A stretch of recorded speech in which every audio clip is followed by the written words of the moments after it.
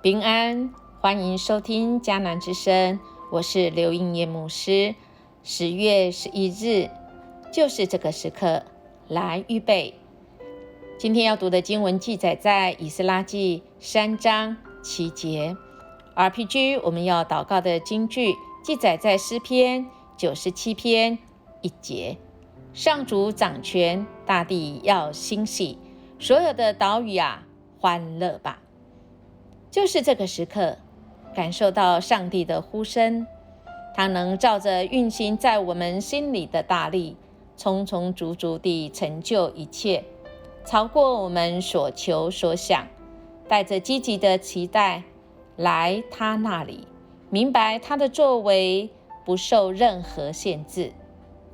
恳求圣灵掌管我们的心智，好叫我们思想他伟大的意念。今天的经文只有1节，但却是跟前后是有关系的。关系就在于预备。我们看到神的心意，神的意念，神的计划，当然也有神的供应，但他的供应绝对不会是从天上掉下来，而是我们成为一个人，按照上帝形象所造的人，我们要预备器皿，预备神给我们的这一些恩典。我们当怎么样来汲取这些恩典呢？今天经文3章7节很简单的，却意含着很多的意思。3章7节说，民众付工资给石匠和木匠，又拿食物、饮料、橄榄油向泰尔和西顿城的人换取黎巴嫩的香柏树。这些树要经过大海，浮运到约帕，这是得到波斯皇帝塞鲁士的许可。从昨天我们知道，他们已经一批得着波斯的皇帝塞鲁士的许可，他们已经要回到了耶路撒冷的地方。我们知道昨天的经文讲到了这个，他们从前一年，今天的经文的前一年，应该说是主前538年，而今天的第7节应该算起来就是隔一年哦，就是537年，主前537年的2月。而在今天是他们回到了圣地，耶路撒冷的圣地。从昨天我们知道，他们先把祭坛给献上，他们从7月1日起向耶和华献燔祭，就做筹备的功夫。而做筹备的功夫要这些石匠跟木匠，当然也要有石块跟木材。我们知道献祭完之后，这些祭坛之后，他们其实他们的目标是要把圣殿盖起来，盖在那个根基上，所以他们需要有石块外面要包好的这个木材。而这个木材，我们经文里面我们知道，这些木材其实是从很远的地方来哦，是用最好的黎巴嫩的香柏树。如果我们读到这里，会觉得我们在哪里好像看过这样的经文？没有错，今天的经文其实在所罗门王在盖圣殿的时候，他们得到的这些材料，盖圣殿的材料，其实也是按照今天经文说的，以色列人民他们付工资给石匠跟木匠，还拿当时候的这些物品来换什么？向泰尔跟西顿城的人换取黎巴嫩的香柏树。当然这些树很重怎么运呢？也是用同样的方式，透过这些石木这个丢到大海，浮运到约帕。其实这些的事情看起来是这样子，好像很盛大，会引来一些人的这个抗议。没有错，因为这个木材是很宝贵的，而今天的经文最后说，这事是得到波斯皇帝塞鲁士的许可，所以因着塞鲁士的许可，就把这旁边的人的非议的嘴巴都给闭上了。亲爱的弟兄姐妹，我们的主要成就的大事是一定会应验的，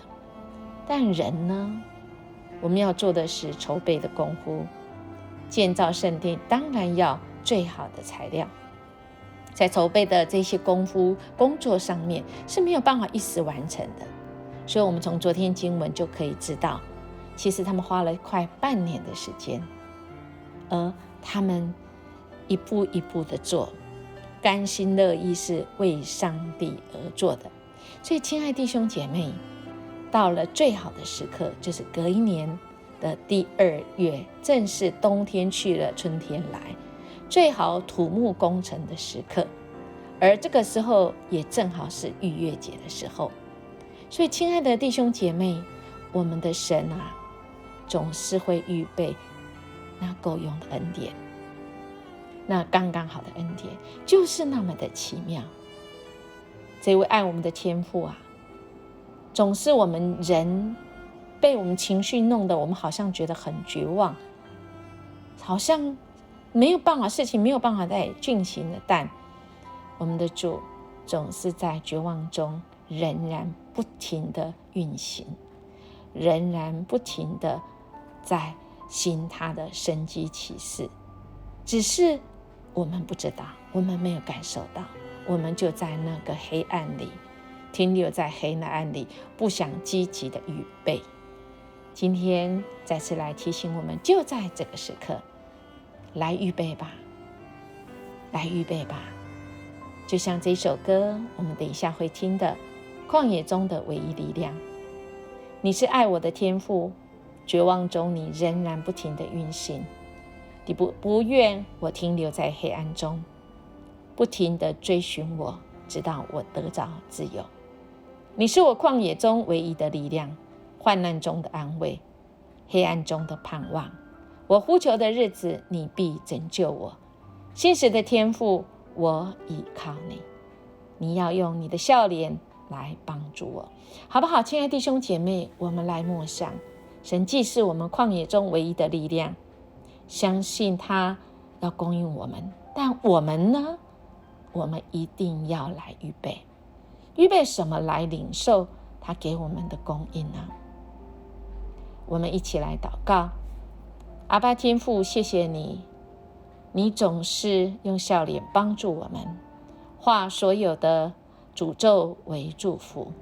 你是我们天上的父，我们是你尊贵的儿女。你教我们如何用权柄来征战，你也带领我们，使我们有做工的力量，给我们有智慧，知道怎么预备，使我们思想以前的人怎么样把圣殿建造在根基坚固的根基上。今天你也要我们的生命，我们的身体就像那主你神圣的圣殿，我们要预备好自己，我们用主你的话语成为我们的根基，我们要来领受，成为一个合神用的器皿。谢谢你应允我们在旷野中，你给我们力量，你供应我们，给我们够用的恩典。我们这样祈求祷告，奉耶稣基督的名求，阿们。音乐牧师祝福您，我们今天要活出那旷野中唯一的力量。我们明天见。